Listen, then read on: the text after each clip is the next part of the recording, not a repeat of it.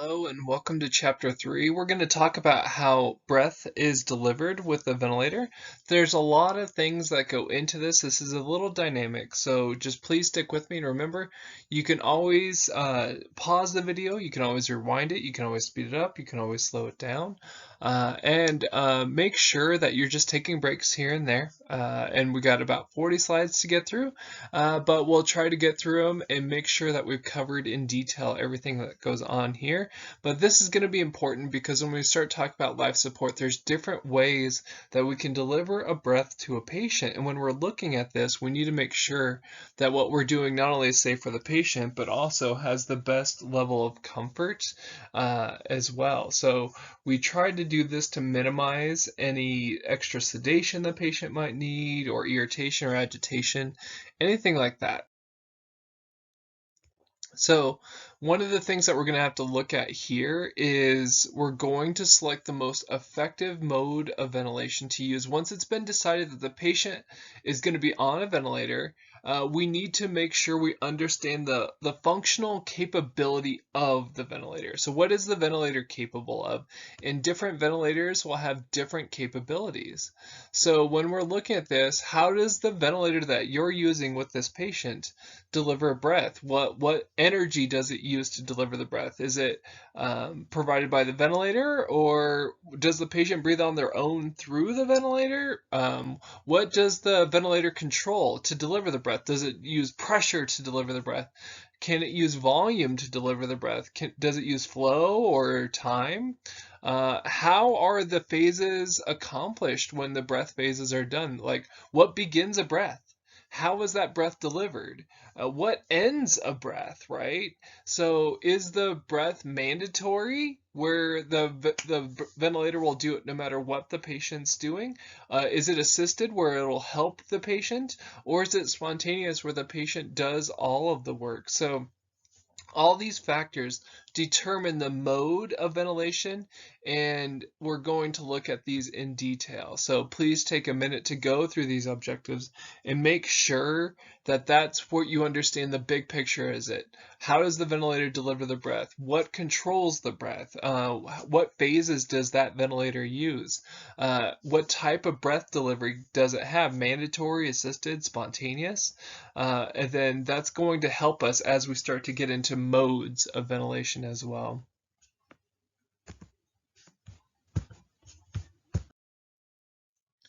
One of the things that we'll be looking at here is we're going to try to identify the trigger variables. We're going to look at different kinds, different types, when you're going to use different things that will trigger a breath. And even if the patient isn't doing anything, what triggers the breath. We're going to look at the volume delivery and eye time and what that means. And then we're going to recognize the effect of a ventilator circuit leak on reading. So if there's a leak in the circuit, what does that mean? And that can happen quite frequently here and there. So let's get prepared for that. The other thing that we'll look at is an inspiratory hold time, which we've talked about in the other videos. And other things that we'll look at is an expiratory hold, or look at expiratory resistance that can happen as well. The other thing that we'll look at is why do we apply positive baseline pressure, right? And then what are methods to do that, and what's the purpose of it, right? And we're going to look at it primarily in the context of patients with refractory hypoxemia, and you'll see this a lot with critical care management, is using a higher baseline pressure in these patients that have refractory hypoxemia. So what factors determine the mode of ventilation? Well, what's the source of energy to deliver the breath? What factor does the ventilator control to deliver the breath? Is it a pressure? Is it a volume? Right? How are the phases accomplished? How is the ventilator breath triggered? How is it controlled? How is it limited? What stops the breath from being delivered? And then what determines it? So is the breath mandatory, where it's going to give a breath delivery to that patient no matter what? Or is it assisted, where the patient can trigger it spontaneously and then it's just going to take that workload of breathing off of them? Or is it something altogether where the patient's just breathing spontaneously through the machine? So the equation of motion, I started off with the picture here. The equation of motion, so when we're looking at the respiratory system, you can visualize it as a tube connected to an elastic compartment, and that's this picture here. So you have that tube connected to that elastic compartment, right? And so when we're looking at this, you have pressure, volume, and flow that can vary, and then you're going to have time as a part of that. So when we're looking at resistance and compliance, these are constants throughout the breath delivery. So your transthoracic pressure is the difference between the alveoli and the body's surface. And then when we're looking at these patients, then we can sort of see, okay, we're looking at something that influences the movement of air into the lungs. So when we're looking at the left side of the equation of motion, it represents trans-respiratory pressure. So trans-respiratory pressure is the energy or pressure required to get the gradient to move gas into the lung. So this trans-respiratory pressure can be achieved by your own respiratory muscle contraction, so your diaphragmatic external intercostal contraction, or where you look at that with spontaneous breathing, or the ventilator can do it, right? And so during the ventilator model of it, then we're taking that equation of motion and taking it from the patient and putting it on the ventilator. So therefore, the ventilator takes over that work of breathing. So when we're looking at things that influence uh, the equation of motion, things that would impede it would be elastic recoil, right? The more elastic or harder to move the lungs they are, the harder to move the chest wall. Those are all going to make it harder to deliver the breath. So if I have someone with a severe pneumonia where their lungs are very elastic, where they're going to be at that collapsed state more likely, then that's going to really make it hard to breathe in, whether they're breathing spontaneously or we have a ventilator delivering that breath. If I have a patient that has a small airway, so high airway resistance, right? Very tiny airway tubes. Think about an asthmatic. Think about anything in those conducting airways that can really resist the gas flowing in because it's a small straw, right? So that can resist gas going in and gas going out. So it's going to work the patient harder to breathe. So therefore, if we put them on a ventilator, the ventilator will work hard to deliver that breath. So we're going to see these factors that make it hard for the patient to breathe spontaneously, increase the workload of the ventilator as well. So that's why it's important to pay attention to, hey, what cycles the ventilator? If it takes a lot of pressure to deliver for a patient to inhale, to overcome all that horrible compliance, then we're going to have to look at that on the ventilator and be like, oh yeah, the ventilator is doing a lot of work. It's taking a lot of pressure to deliver this volume, and that's why their compliance is showing us that this is making it hard for them to breathe. And then we're going to try to take that workload off of them with the ventilator, obviously. So that includes the chest wall and abdomen, right? During spontaneously breathing, your inspiratory muscles, your diaphragm, your external intercostal muscles, they contract and they'll make the thorax larger. This increases volume, right? So as volume increases, pressure decreases, right? Your intrapleural pressure decreases, and then your trans-respiratory pressure, and that's what it's showing here, is that trans-respiratory pressure then increases, which allows for the breath to be pulled in with a negative pressure breathing. And we talked about this in one of the other videos as well. So we're looking at that trans-respiratory pressure gradient during normal breathing. Well, if we have high elastance and airway resistance, our ability to get air into and out of our lung decreases, and our trans-respiratory pressure, we're going to have to really work that a lot harder just to get a breath delivered.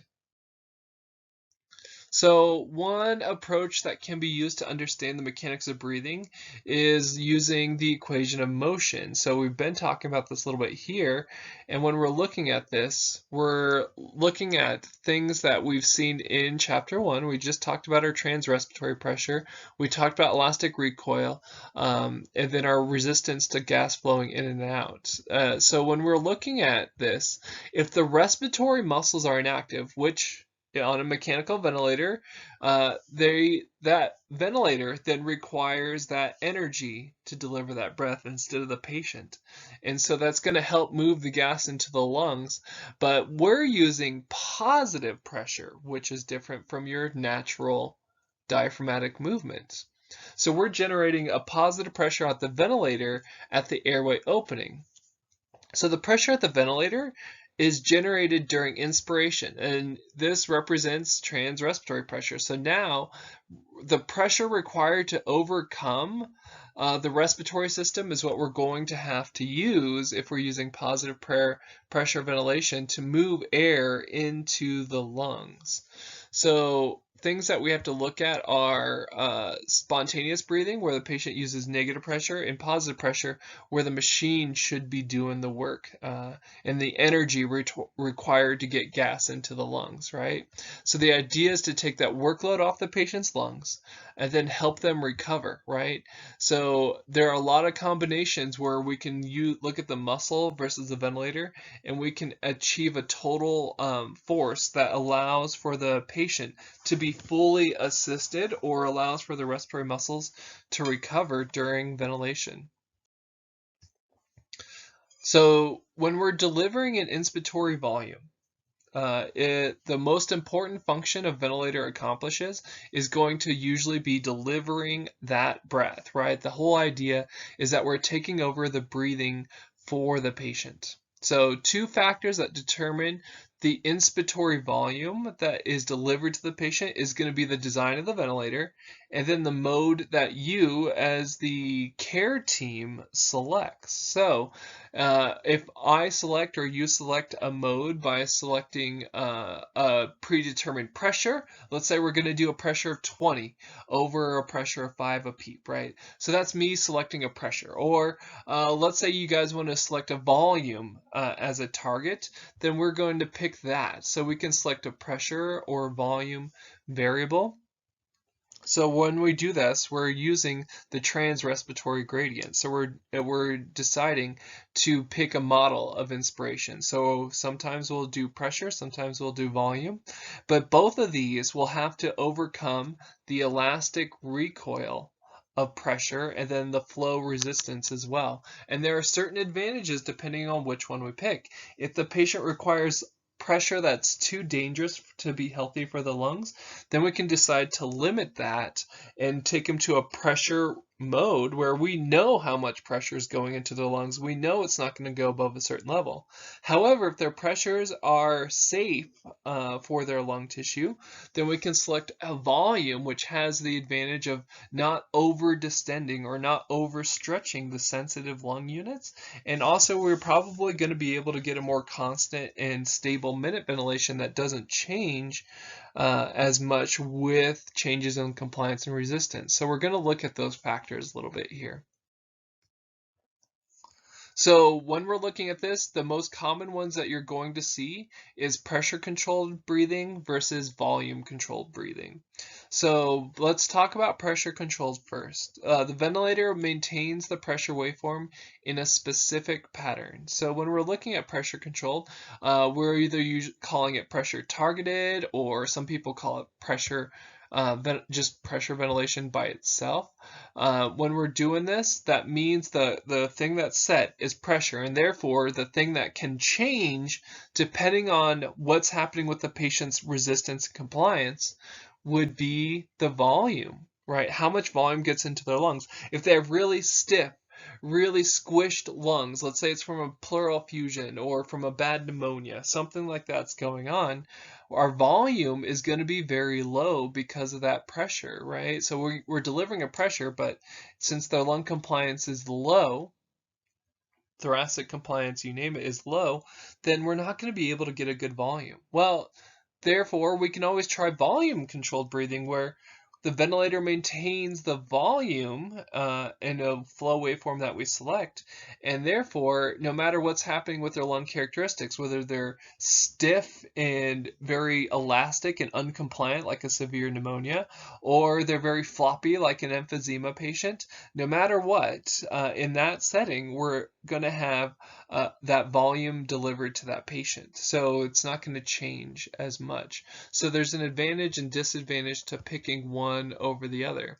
When you're using a pressure controller, the ventilator maintains the same pressure waveform at the mouth regardless of what's going on to the lung characteristics, so it doesn't change. The volume controller, the ventilator volume delivery and the volume waveform remain constant. They're not affected by changes in lung characteristics. So whatever you're using to control the breath is whatever is set, right? And then the other one is variable. So if I'm using volume to deliver the breath, pressure varies depending on what's happening with the lungs. If I'm using pressure as my setting, then volume will vary depending on what's going on with the patient's lung characteristics. So it's important to know what's your goal for that patient. What are we trying to limit? What are we trying to control here? So factors controlled and measured during inspiration, so flow controlled breathing. So this means the ventilator volume delivery and flow waveform are constant. They're constant, they're not affected by lung characteristics. With the time controlled breathing, pressure, volume, and flow curves can change as lung characteristics change, right? So they're going to have a lot of changes that go on with that time controller. But the time will remain constant no matter what. So volume delivery by current ICU mechanical ventilators is a product. So here's an equation warning, right? It's a product of the flow and the I time. So flow and I time will equal tidal volume, right? So the ventilator essentially controls flow delivered to the patient and calculates volume delivery based upon how fast that flow is, or the rate of flow, and the time allowed for the flow. So the same effect is achieved by either controlling volume delivered or by controlling flow over time. And that's why when we see those little transport ventilators or those older MRI ventilators that are fluidic ventilators, that it will give you an I time and a flow rate that you can control, and then your tidal volume is set based upon what you pick there. The modern ventilators just do that equation for you. So the primary variable of the ventilator adjusts to achieve inspiration is called the control variable. So the control variable is going to either be a pressure or volume, something like that, that we're going to pick as a breath delivery method. So the primary variable the ventilator adjusts to achieve inspiration is called the control variable. Once again, this is a definition, so make sure you write it down if you don't already. The primary variable the ventilator adjusts to achieve inspiration is called the control variable. So when we're looking at the equation of motion, the ventilator can deliver 4 variables. So you have pressure, volume, flow, and time. So pressure, volume, flow, and time. So it's important to look at this. The ventilator can recognize control only one variable at a time. It's only one variable at a time, right? It's still a machine. It can only do one thing at a time. Thus, it can operate as a pressure controller, a volume controller, flow controller, or time controller. So we pick that, right? We pick what type of controller the machine is going to go into. Is this ventilator for this patient going to be a pressure controller? Is it going to be a volume controller? And we can switch it back and forth, but this is what we're setting, is that control variable, what's going on. So the primary variable that the ventilator adjusts to produce inspiration is the control variable, right? The most commonly used control variables are going to be pressure and volume. So you'll see some ventilators like high frequency jet ventilators and oscillators that are time controlled breathing, but traditionally we're going to do pressure and volume for most. So I put this picture in here. I thought it was helpful. It may or may not be helpful, but I put it in here nevertheless. When a ventilator maintains the pressure waveform in a specific pattern, you have a pressure controlled breath. So with pressure-controlled ventilation, the pressure waveform is unaffected by changes in lung characteristics. If the lungs get really stiff, if their lungs get really floppy, pretend it's a premature baby that we give surfactant and their lung compliance improves and they're more stretchy. The volume will vary with that pressure-controlled breath. So their volume would increase after they get that surfactant replacement. So the volume and flow waveforms will vary with changes in compliance and resistance. As the patient's respiratory system changes, your volumes will change. So when a ventilator maintains a volume waveform in a specific pattern, then it's termed volume controlled breathing. So that's our one factor that we're controlling. So with volume controlled breathing, the volume and the flow waveforms are going to be unchanged. So they're going to be the same no matter what's going on with the lung characteristics. But what changes? Pressure, right? If the lungs get really stiff, it's going to take more pressure to deliver the breath. If the lungs get really floppy, then it's going to take less pressure to deliver that breath. So that's what will change in that volume mode. So we'll look at the airway pressures, whether it's the peak inspiratory pressure and or our plateau airway pressure, which represents more of our respiratory zone. So when the ventilator controls flow, so that's the other one that one of the other ones we were talking about, the flow and volume waveforms will be unchanged, but the pressure waveform changes with the lung characteristics. So flow controlled ventilation is something that is more complex, and it's going to be more of that solenoid valve that we talked about in chapter 2. So any breath that has a set flow waveform also has a set volume waveform, vice versa, right? So thus, when you're selecting a flow waveform, the volume waveform is automatically there. It's established. So volume change over time, right? We're looking at that tidal volume change. So in practical terms, we or you as the clinician are primarily interested in volume and pressure rather than controlling the flow waveform. But we can manipulate the flow waveform. So when the pressure, volume, and flow waveforms are unaffected by changes in the lung characteristics, the ventilator can control the vent cycle. That's called delivering a breath in time-controlled ventilation. So high-frequency jet ventilators and oscillators, high-frequency oscillatory ventilation, control inspiratory and expiratory times. So these ventilators are time-controlled ventilators. And we'll talk about high-frequency ventilators later. And we have talked about it a little bit so far, but those ones would be more of what you would see with your time-controlled ventilators. So phase variables, the phase of a breath and phase variables. The phase of a breath and the variable that controls each portion of the breath is the phase variable. That's the definition. So a phase variable is the signal measured by the ventilator that's associated with each aspect of the breath. So the trigger variable begins inspiration, right? So what triggers the breath? The patient, time, whatever, right? So the first phase variable is going to be the trigger. What triggers the breath? The limit sets the value that we're going to stop the breath at. So if I'm using a pressure of 20, then that's going to limit that. Or if I'm setting a volume of 500 mLs, then that's going to limit it. The flow or time, I time during the inspiration, that'll limit it. So a limit variable is what will cycle the breath or allow the breath to cycle to exhalation. What limits the breath? So when we're looking at the limit variable, it doesn't end the inspiration. The cycle variable is what ultimately ends inspiration. So to clarify, the cycle variable ends inspiration, but the limit variable is what delivers the breath. So the baseline is where we go back down to at the end of it. The baseline establishes the baseline during exhalation before inspiration is triggered. And usually the baseline variable is where we call positive end expiratory pressure, or PEEP, or it could be negative end expiratory pressure, or zero end expiratory pressure, ZEEP, right? So you're going to have different terms there for what's going on at the end of exhalation. So most patients traditionally, as of this recording, are on positive end expiratory pressure. So PEEP would be that example of a baseline variable.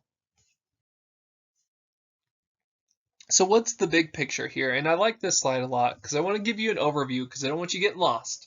So here's a big picture moment. Here's a 1,000-foot view. A phase variable variable begins, sustains, ends, and terminates the characteristics of the expiratory portion of each breath. So the 4 phase variables are the trigger, so what starts the breath, the limit variable, what we're setting to deliver to the patient, the cycle variable, what cycles and begins exhalation, and then finally the baseline, what's usually pressure before the next breath is triggered. So this is that big picture of what we'll be diving into. So we'll start with the trigger variable, then we'll go into the limit, then obviously the cycle, and then the baseline. So that's what our plan is. So this is a good outline picture of what we're about to go into, so that way hopefully you don't get lost as much. So when we're looking at these waveforms, I want to bring these in because they'll help you understand a little bit what's going on with the patient, and they may not yet, especially if we haven't gone over waveforms yet. So characteristic waveforms for pressure-controlled ventilation and volume ventilation are what we're looking at here. The volume waveform has the same shape as transthoracic lung pressure waveform. So we're looking at the compliance of the lung. So the flow waveform has the same shape as the trans-airway pressure form. So think about your peak airway pressure minus your plateau airway pressure, right? So that's that shaded portion of the pressure time waveform. So when we're looking at the pressure time waveform, that's what we're looking at, that shaded portion right there, right? So that's what we're looking at, and right there. So the shaded areas are anything that could be caused by resistance, and the open areas that have no shading are things that represent things that are caused by elastic recoil. So we're looking at the difference between the two here when we're looking at volume controlled versus pressure controlled. So I thought this might be helpful for some of you. If it doesn't help you currently right now, don't worry. We'll go over it more later. But when we're looking at this, inspiration is commonly described as pressure controlled or volume controlled. We've already talked about that. Although both flow and time controlled ventilation have been defined, we're really not going to talk about them as much here. But pressure controlled inspiration maintains the same pattern of pressure at the mouth regardless of what's going on with the patient's lungs. So the volume controlled ventilation therefore maintains the same pattern of volume at the mouth regardless of what's going on with the patient's lungs. So pressure and volume and flow waveforms produced at the mouth usually take one of 4 shapes. So these 4 shapes are you listening? All right, one of 4 shapes. Rectangular, also known as a square or constant waveform. Exponential, which is more of an increasing one. So here's a version of an exponential one. This is the one here for exponential one, or decreasing or decaying, right? And that's going to be increasing or decaying ramp. Sinusoidal, also known as a sinus waveform or a sine waveform. And then finally a ramp.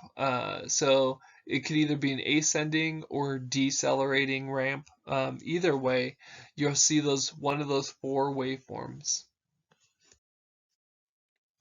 All right, so let's talk about the trigger. The mechanism the ventilator uses to begin a breath is called the triggering mechanism or the triggering variable. Pick your word of choice there. The ventilator can initiate a breath after a time change, right? So a patient can trigger the machine themselves, based upon a pressure or flow or volume changes. Pressure and flow triggering are common, and they're the most common variables that a patient will use. But volume triggering and neural triggering, where the brain tells the ventilator to take a breath from a catheter that reads the brain signals, can also be used. So most ventilators allow the operator that allows you to trigger the breath manually. So they'll have a manual breath button that you could press to help augment their breathing as well. With time triggering, the ventilator delivers mandatory breath by beginning inspiration after set time has elapsed. So think about a patient that's on paralytics. Think about a patient that's not triggering the machine. The set time that it's going to take for it to cycle to the next breath is the sum of inspiratory time and expiratory time, so TI and TE. And inspiratory time plus expiratory time equals total cycle time. And you're like, oh heavens, equations. There it is. All right, so there's your equation, right? I time plus E time equals total cycle time. In other words, the number of mandatory breaths that this patient is getting is based upon the length of the total cycle time. So when we're looking at this, if we have a breathing rate of 20, so we set a respiratory rate of 20 breaths per minute, the ventilator will trigger an inspiratory delivery after 3 seconds elapse. So 60 seconds per minute, so divided by 20 equals 3. So after 3 seconds, the ventilator will cycle another breath if we set a rate of 20. So time-triggered ventilation usually did not allow a patient to breathe. The ventilator wasn't sensitive enough in the early days to allow the patient to breathe above what it was set. So when the control mode setting was selected on early older ventilators like the old Emerson post-op ventilators, the machine just controlled the number of breaths delivered to the patient and didn't allow the patient to do anything. Ventilators don't do that anymore. Ventilators are no longer used for controlled breathing. So conscious patients, semi-conscious patients almost are never locked out. They can take a breath whenever they need it. We want that them to be able to take that breath when they need it. So we'll set up a time triggering with the rate control, right? How much our respiratory rate is. So we'll do that on the interface. So usually it's a touchpad for most modern ventilators, but the patient is not traditionally in that control mode, right? But if they're apneic or they're sedated heavily or they're on a paralytic to make no effort, then a ventilator will time cycle, right? So ventilator should be set so that it will be sensitive to a patient's inspiratory efforts. So that way when they come off their paralytic, so they're no longer apneic for some reason, then they can still trigger a breath and that way make it more comfortable so they're not locked out of their own breathing. So that would be very, very uncomfortable. So what about patient triggering? So let's talk about patient triggering. Patient triggering is where the patient attempts to breathe spontaneously. So they're like, oh, I want to take a breath. So the brainstem tells them, contract your diaphragm. So the breath spontaneously during mechanical ventilation, we can do that. The ventilator should have available measure should be available to measure the patient's effort to breathe. So either when we're going to look at this, we're going to look at changes in pressure, changes in flow, or even volume. That means the patient triggered breath is occurring. So pressure and flow are the most common trigger mechanisms you'll see. So this means that inspiration begins if a negative airway opening pressure change is detected. So let's say we set a pressure trigger at -1 centimeter water pressure. So when the ventilator reads, hey, someone's pulling a -1 centimeter water pressure, it's telling me they want a breath. So I'm going to do the rest of the work for them. Back to the equation of motion. I'm going to deliver the rest of the breath so that way their diaphragm doesn't have to do anything more than that initial trigger, right? So we can use pressure or we can use flow, right? We can use flow and say, hey, if a patient pulls in 2 liters per minute out of their circuit, right? So if they're pulling it detects a negative flow in the circuit of at least whatever we have set on there. Then it's going to say, oh, the patient wants a breath. I'm going to deliver the rest of it so that way their diaphragm can stop contracting and recover, right? So we're going to look at that to help the patient take their own breaths when they need to. So to enable patient triggering, we must specify how sensitive we want it to be, right? So the patient, how sensitive it is to the patient effort or their triggering, right? So this determines the flow change to trigger the ventilator or the pressure change to trigger the breath. So the more sensitive the machine is to the patient's effort is what we're looking at. So if I have a patient that has a setting of -0.5 centimeters of water pressure and a setting of -1 centimeters of water pressure, the sensing device usually located inside the ventilator near the output side of the system is going to read that setting of 0.5 a lot sooner and deliver that breath than the setting of -1. So the smaller the number, the more sensitive it is. So the sensitivity level for pressure triggering is usually set around 1 centimeter water pressure. It could be smaller than that, could be a little bit higher than that. It's you, the clinician staff, that needs to set the sensitivity level to fit whatever the patient needs. If it's set incorrectly, the ventilator might not be sensitive enough, and the patient has to work hard to trigger their breath, which defeats the whole point of letting their muscles recover, right? That whole work of breathing. If the ventilator is too sensitive, it can auto cycle or auto trigger the machine, so it's delivering a breath without the patient actually wanting that effort, which can cause a lot of issues too. And you'll see that with water in the circuit. You'll see it with other things as well. So when we're looking at this, flow triggering is very common. Occurs when the ventilator detects a drop in flow through the circuit during exhalation. So to enable flow triggering, you set an appropriate flow that must be sensed by the ventilator to trigger that next breath. So if the ventilator has a baseline flow of 6 liters per minute, this allows 6 liters per minute of gas flow through the circuit during the last part of exhalation. The sensors measure the flow of 6 liters a minute leaving the ventilator and 6 liters returning to the ventilator. So if the flow trigger is set at 2, the ventilator will begin an assisted breath when it detects a decrease in flow of 2 liters a minute. So when the ventilator, it's getting 6 liters, it's getting 6 liters, it's getting 6 liters. Now it says, oh, I'm only getting 4 liters back from delivering 6 liters. That tells me, oh, there's a subtraction of -2 there. I'm going to deliver a breath. So it's reading 6, reading 6, reading 6, reading 4. Oh, deliver a breath, because that means we have a -2 trigger. So that's how it uses the flow trigger.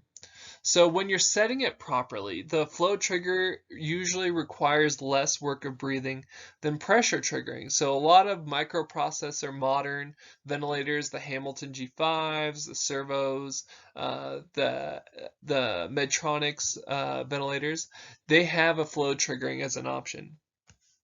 Volume triggering occurs when a ventilator detects a small drop in the volume in the patient circuit during exhalation. So the machine looks at this decrease in volume as the patient effort and begins inspiration. So that's something that can be a setting. Manual triggering, you can also do that. So that means you just press the manual breath button. So usually most of the modern ventilators will have some form of manual breath or start breath or something like that. That means you can help the patient get a couple extra breaths before doing a procedure like suctioning or something like that. So that's something where we can utilize that in different scenarios to trigger a breath. So when we're looking at the patient breathing spontaneous, though, we need to make sure that our respiratory rate is set appropriately. So if they go apneic, we need to make sure that they have a rate control that can guarantee a minimum number of breaths. So we'll set a rate. Let's say you set a rate at 12 and the patient breathes at a rate of 16. Well, that's okay. But you want to make sure that your set rate is enough to help the patient if for some reason their respiratory drive gets knocked out and they don't want to breathe over that. So we need to make sure that baseline rate is enough for that patient physiologically. So each patient in their disease process, it's going to look a little bit different. So each breath is either patient triggered, time triggered, or depending on what occurs first, ultimately. So if they go apneic, it's going to be time triggered. If it's patients breathing over, then it's probably going to be patient effort, right? So clinicians usually refer to mechanical breaths, where the patient gets all mechanical breaths, but they just trigger it as an assist control mode. So that means the clinician, that means you, must always make sure the ventilator is sensitive enough to the patient's effort so that way they get the breath that they're looking for. So when we're looking at controlled ventilation, you're seeing the top waveform here, and I'm just going to draw a line between these two waveforms.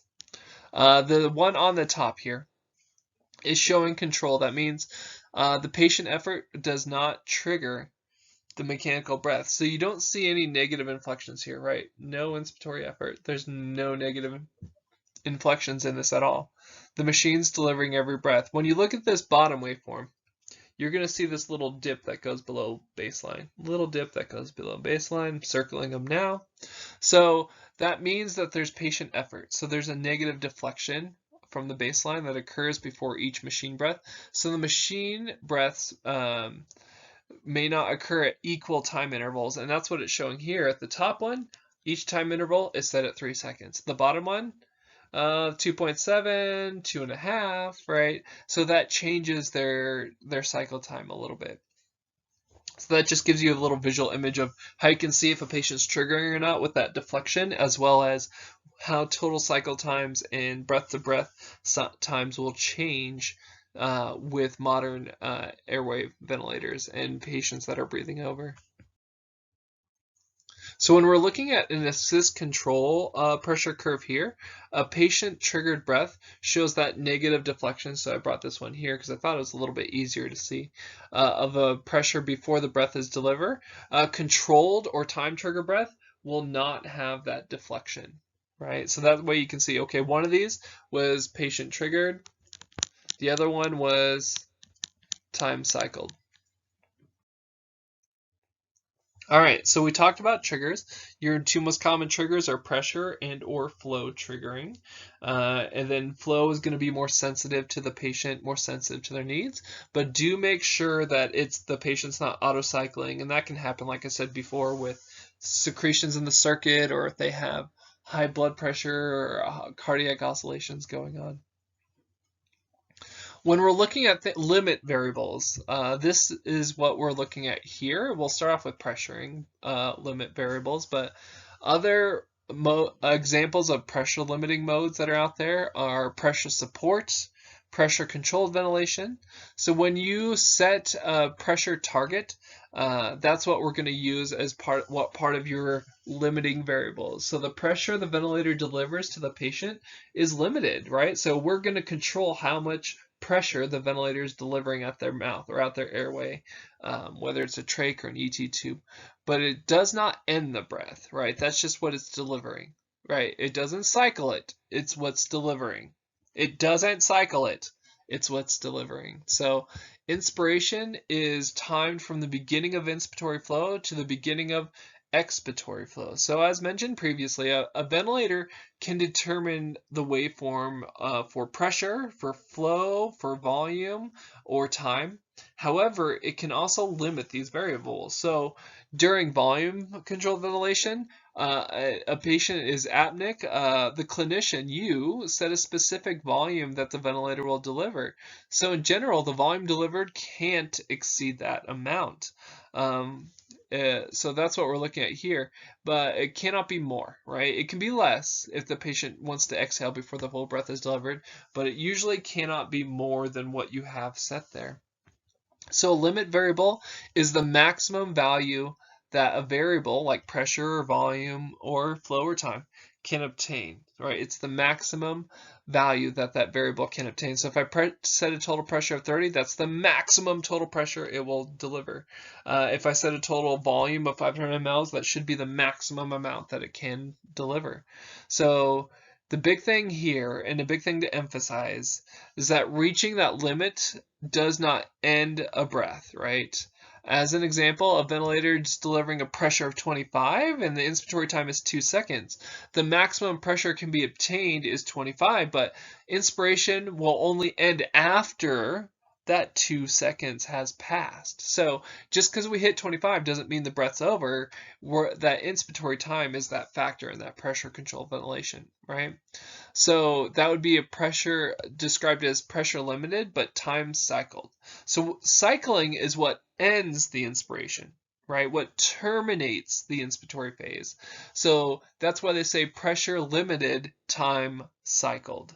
So it won't cycle into exhalation until those 2 seconds have hit. Even though we got to 25 centimeters of water, we're going to hold that for 2 seconds. The time is what will cycle it to exhalation. So the cycling mechanism is what will cycle things to exhalation. So with pressure limiting, like when we're looking at limiting that allows pressure to rise value, but it's not going to exceed it. So when we're looking at the internal pneumatic circuit of a piston ventilator, I know you guys love that stuff, but the ventilator pushes the volume of gas into the ventilator circuit, which causes the pressure in the circuit to rise. To prevent excessive pressure from entering the patient's lung, you set a pressure limit control. So you're setting that limit of 25 or 30, right? So once you hit that high pressure limit, the excess pressure of the ventilator is going to be vented out, and it's going to go through some sort of a pop-off valve. So this gas pressure is released into the room traditionally. It can vary depending on the ventilator manufacturer, but it's usually just a stream released to help let that excess pressure not be delivered to the patient. So that does not cycle the ventilator or end exhalation. It's just the ventilator internally dumps the rest of that pressure, so that way the patient won't get it. So what about a volume limiting? So volume is probably more common that you'll see out there in the adult patient population especially.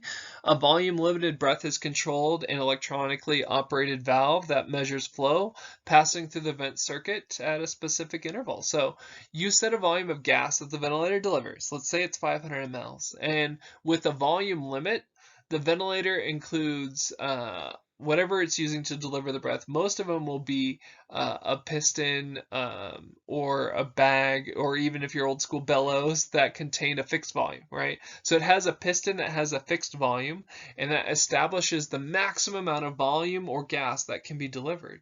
So reaching that volume does not necessarily end inspiration, right?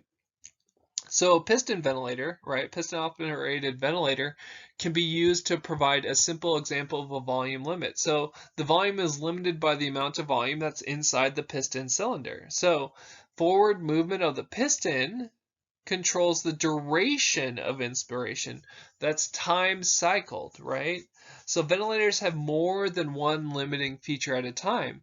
So in the example that we just talked about, the duration of inspiration or inspiratory time can't exceed the excursion of time of the piston. So in other words, we have to look at that time being what cycles the ventilator. The volume delivered can't exceed the volume in the piston, right? So no matter what, we have that volume. But what we're going to look at here, it's also time limiting the breath, right? It's also time. So current ventilators that are not piston driven, like the Servo I, is one of the ones here, usually provide a volume limit option when you have different modes where the patient can breathe spontaneously or they can receive more volume if you want. The inspiratory demand increases, the ventilator will let them take more volume in certain modes. So that's something to pay attention to, as the mode can sort of change some of these, but I don't want you to start going into that direction quite yet. But understand that that can change with different modes and algorithms the ventilator's been programmed to. So the advantage of them is that that volume delivered to the patient during the modes is adjusted to meet their inspiratory needs. So in those patients, it could be more comfortable for them. So if gas from the ventilator to the patient reaches but does not exceed a maximum value before the end of inspiration, so if the ventilator is flow limited, that is, only a certain amount of flow can be provided, we have a patient that has a constant forward motion of a piston in the ventilator, and it gives a rate of gas delivery over a certain period of time, but the duration of inspiration is going to be determined by the time it takes the piston to be moved forward. So in other ventilators with volume ventilation, setting the flow control also limits the flow to the patient. So the patient can become air hungry if we set it too low, or if it's too fast, it can be lead to discomfort as well, or turbulent gas flow delivery. So even if a patient makes a strong inspiratory effort, if we set it too low, they're only going to get that maximum flow. So if we set a flow of 60 liters per minute, the maximum flow the patient can pull through that circuit is 60 liters per minute. Whether or not they try to breathe in a higher flow rate, that's all they're getting. So most current ventilators allow for patients to receive an increased flow if they desire or if they demand it, right? Because that means if we flow limit them, it will not be helpful to someone that's actively breathing, and therefore require more things like sedation and a lot more work of breathing as well. So waveforms from a volume ventilator that delivers a sine wave pressure curve, and that's what I have here to show you guys. The pressure and volume waveforms for normal compliance should be peaking at time A, which is what we see down here, and the normal volume delivered by time A, right? But the inspiration ends at time B. So with low compliance, the pressure rises higher during inspiration. Because excess pressure is vented by the ventilator, the pressure reaches the limit and goes no higher. So no more flow enters the patient's lung, right? And so that's what you're seeing here. So therefore, the ventilator is not adding extra pressure, but the volume delivery has reached its maximum at time A. So we've got our maximum volume delivery here. But the volume delivery is lower when the lungs are stiffer, so and it's pressure limited. So some of the volume is vented into the air as well. So pressure time and volume time waveforms that you can see on the ventilator usually appear, these ones are showing just normal lung function. So, but when the patient's lungs are less compliant, you're going to see a higher pressure is required to inflate stiff lungs, and the pressure limit would be reached before the end of the breath can occur if it gets really high. So the volume delivered to the patient, the ventilator dumps the breath, the volume delivered would be less than what's desired, so this may lead to the patient hypoventilating. So it may lead to their CO2s going up and their pHs going lower. So volume delivery can be reduced because the pressure limit is reached at time A versus going to the whole inspiratory time or having the breath time cycled. So a lot more infant ventilators often pressure limit the phase, but are time cycled. So pressure limiting modes are pressure support, pressure controlled ventilation. But remember, when you establish the set value in pressure targeted ventilation, the pressure the ventilator delivers to the patient is limited. However, reaching the pressure limit does not end the breath. It's traditionally time cycled. What ends the breath is the time cycling.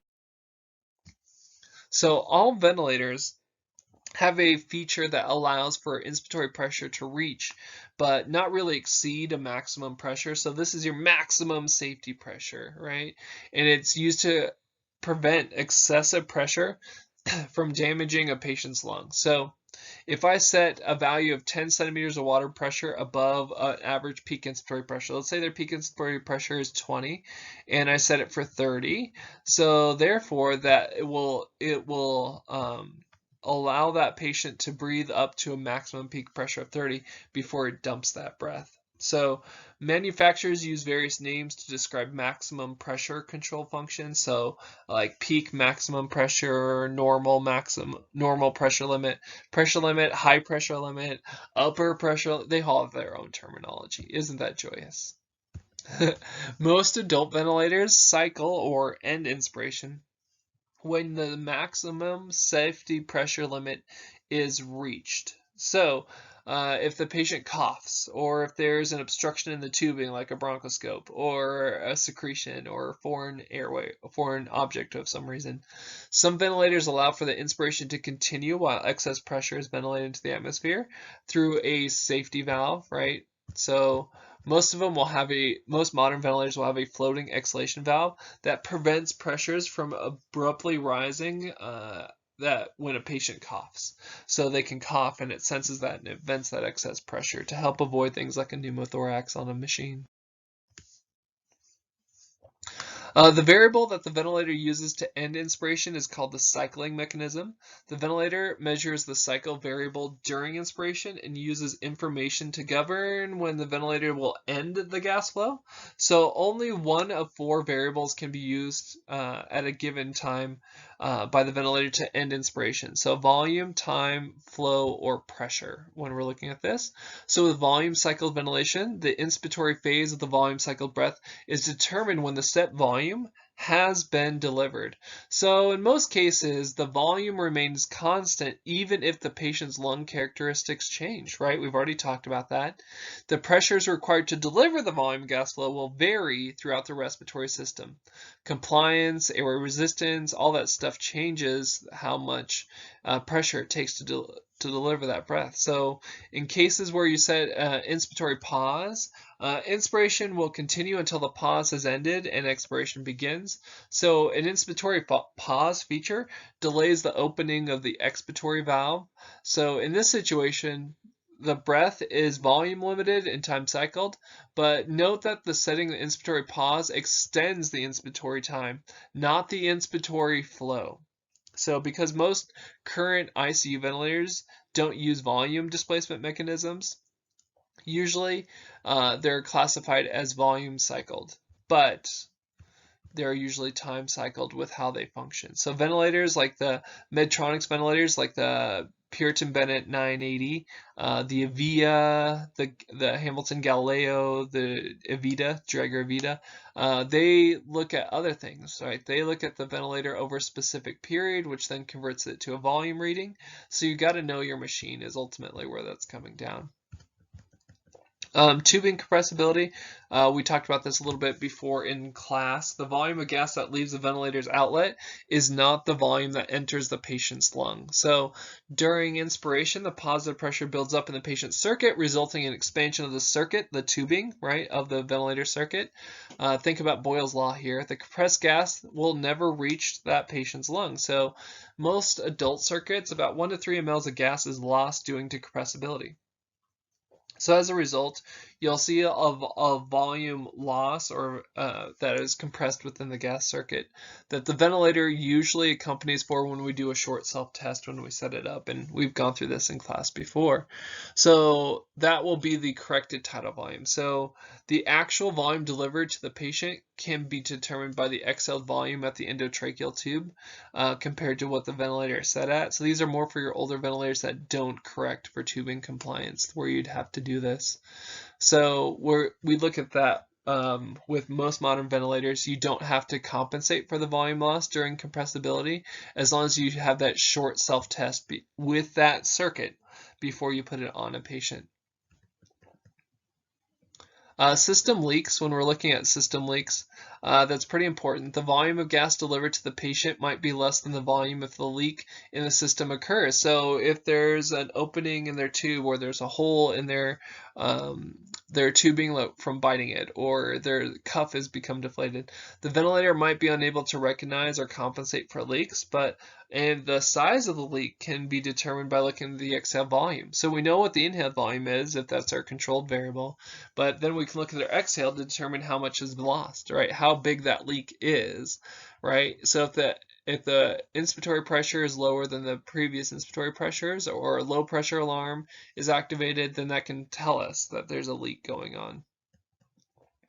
Time cycled ventilation, if you have a breath that's time cycled, the inspiratory phase ends when the predetermined time has elapsed. And we've talked about this before and giving you examples. So the interval is controlled by the timing mechanism of the ventilator, which is not affected by the patient's respiratory system or compliance or air resistance. But at a specific time, the exhalation valve opens unless we're using inspiratory pause, and exhaled air is vented through the exhalation valve, so therefore they can exhale. So you can see certain ventilators out there. The Servo has one out there.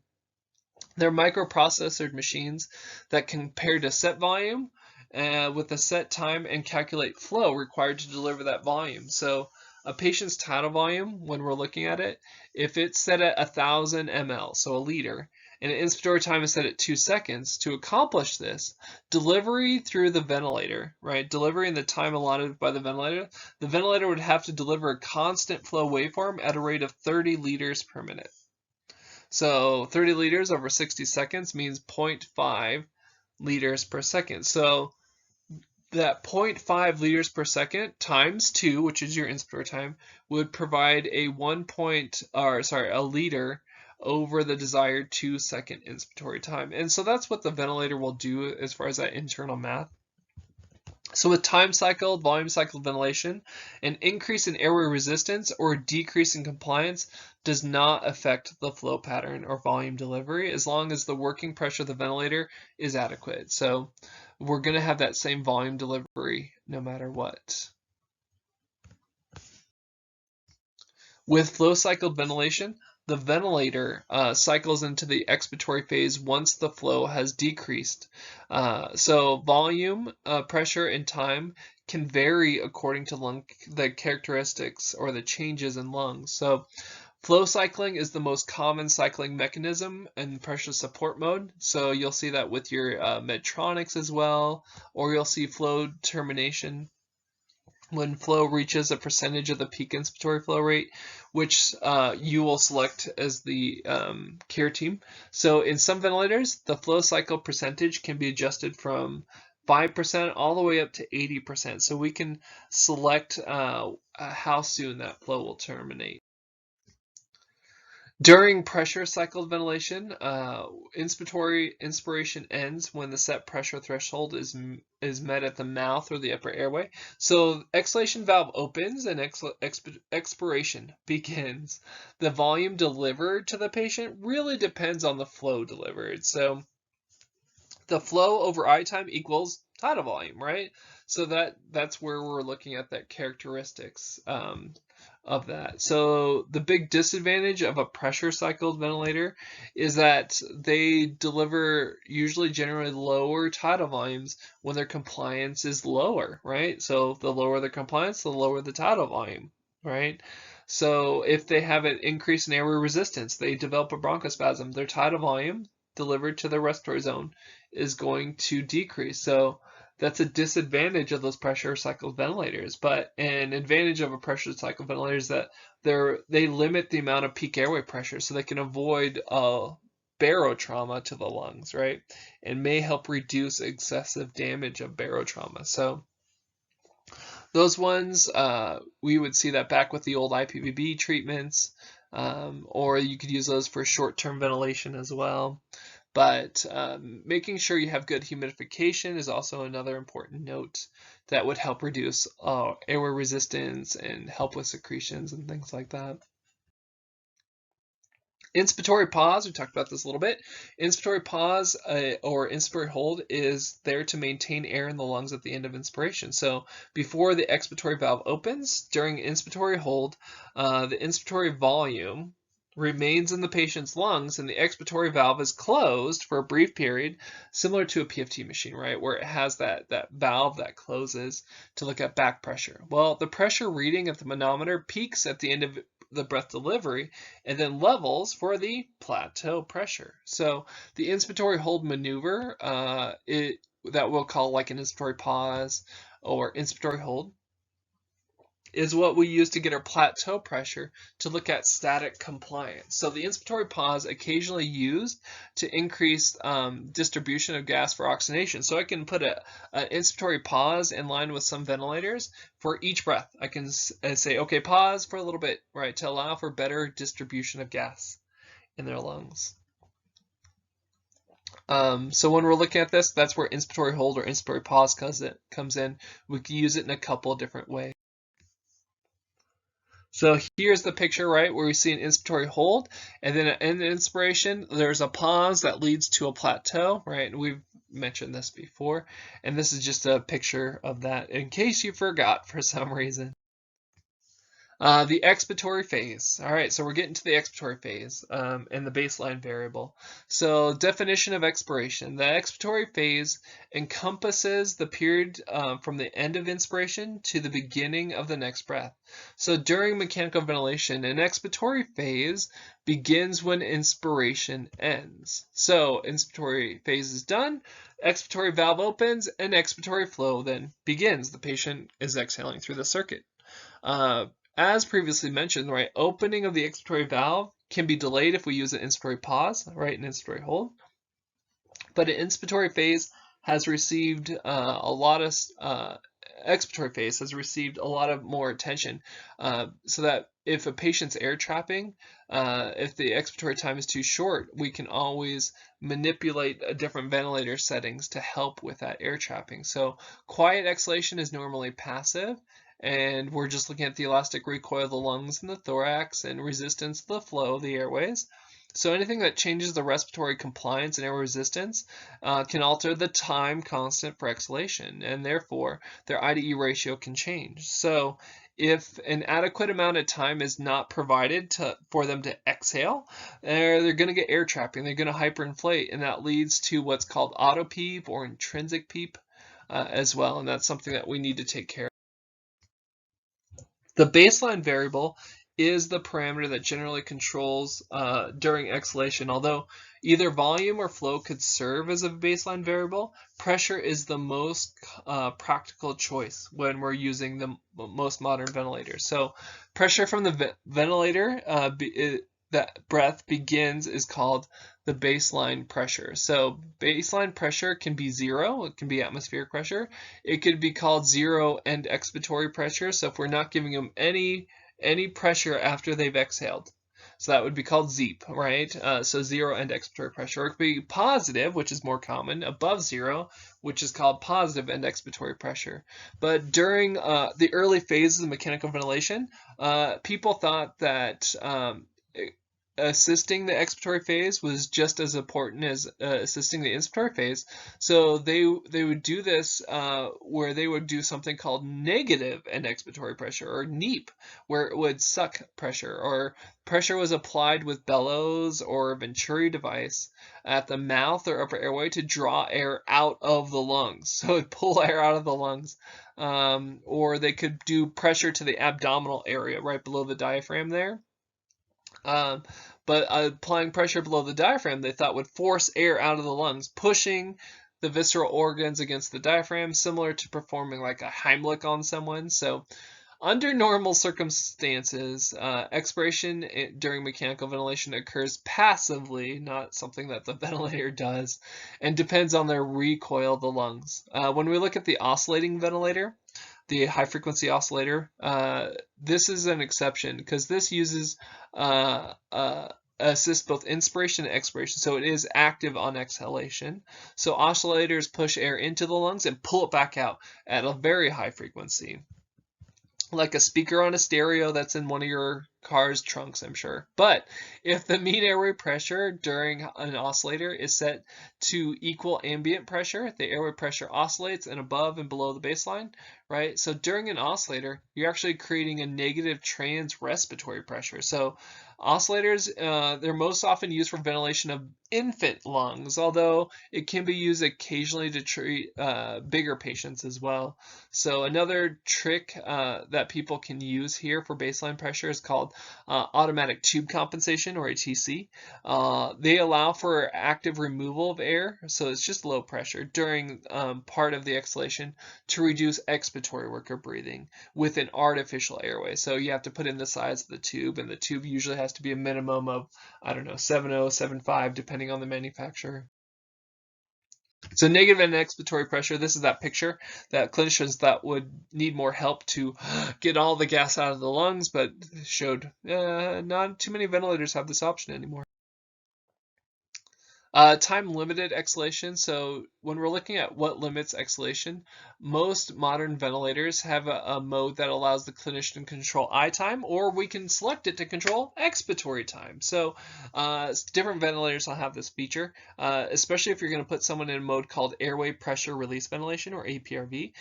We like to control expiratory time because we're only going to drop down for a very short limit to allow for that patient just to exhale, but the rest of the time is spent for inhalation.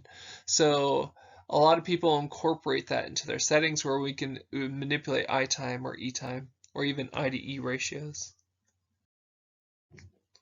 In some vents, you can set a flow. In others, the flow is automatically set by the ventilator. So like the Servo I remember that one, you don't have an option. The ventilator would automatically select that.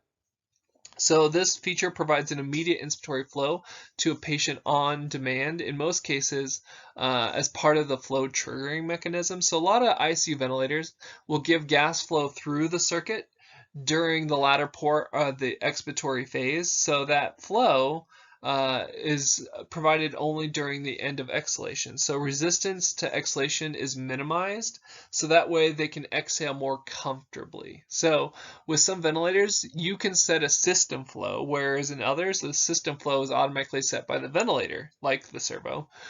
This feature usually provides immediate inspiratory flow to a patient on demand, but in most cases also serves as part of a flow triggering mechanism. So that's something that they could set at one point, depending on the machine.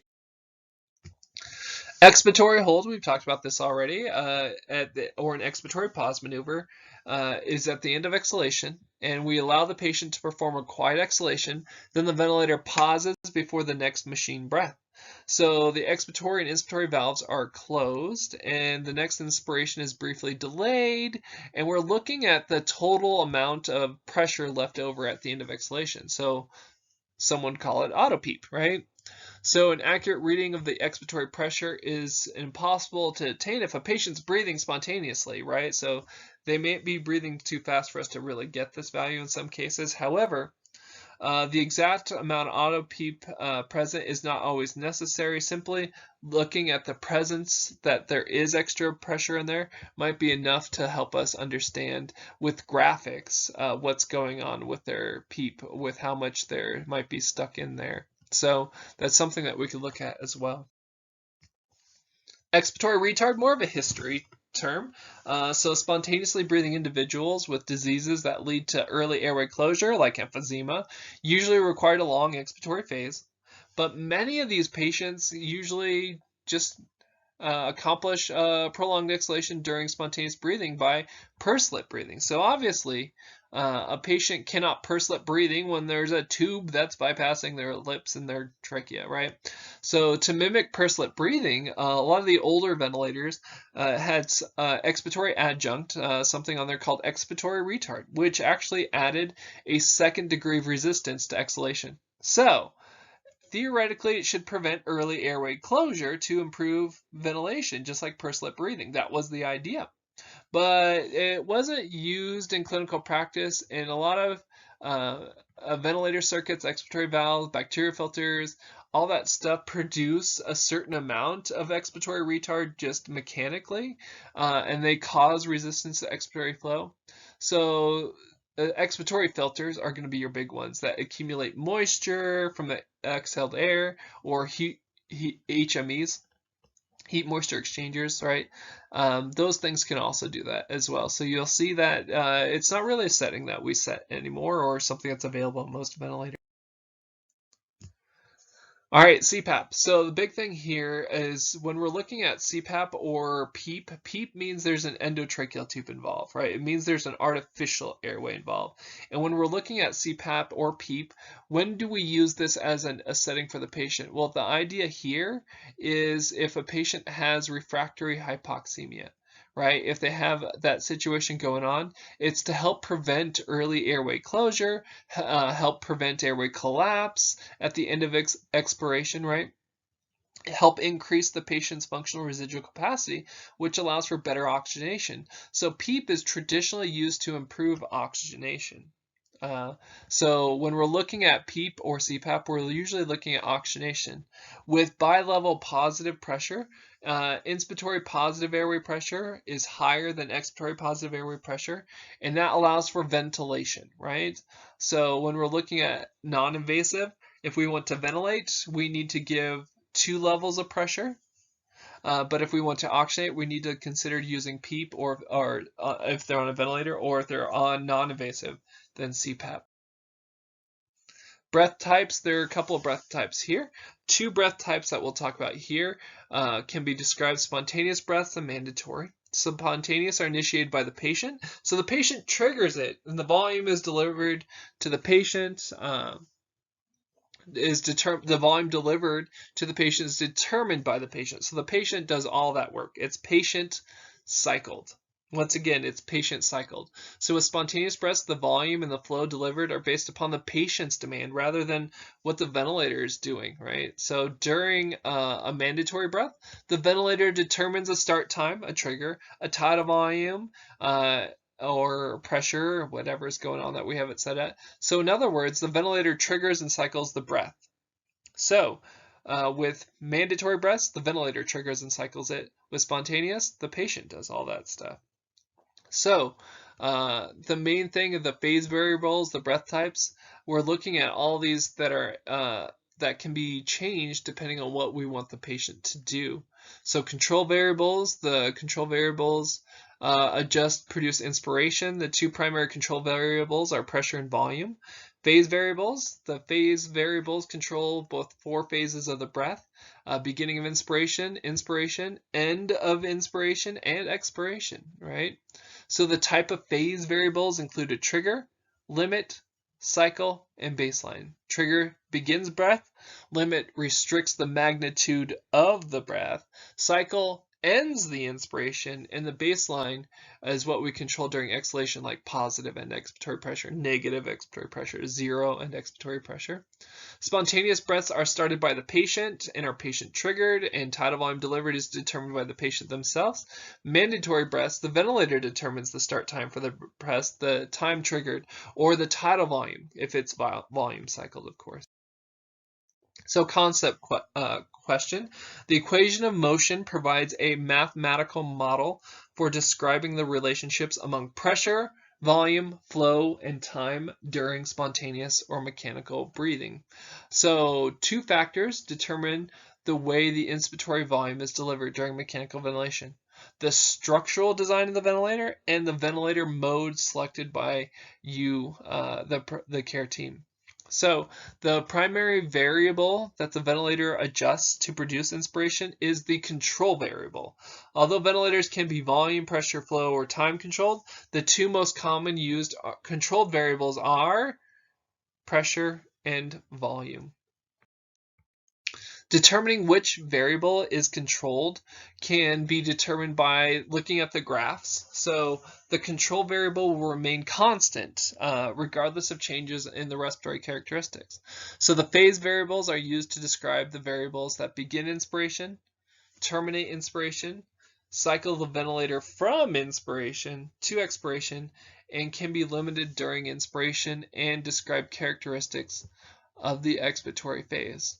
And then when we look at CPAP and PEEP, there are two methods of applying continuous pressure to the airways to help improve oxygenation, because we're establishing a better FRC and better communication with the alveolar capillary membrane if we have better surface area contact. So more PEEP, more surface area up to a point, right? There's a point of diminishing returns, but the whole idea is to help improve oxygenation in patients with refractory hypoxemia. So if that's a FiO2 above 60 and a PaO2 less than 60, that would be a definition for refractory hypoxemia. All right, I put this last picture in here for your enjoyment. If it helps, it helps. If it doesn't, it doesn't. But I thought it might be helpful to some of you.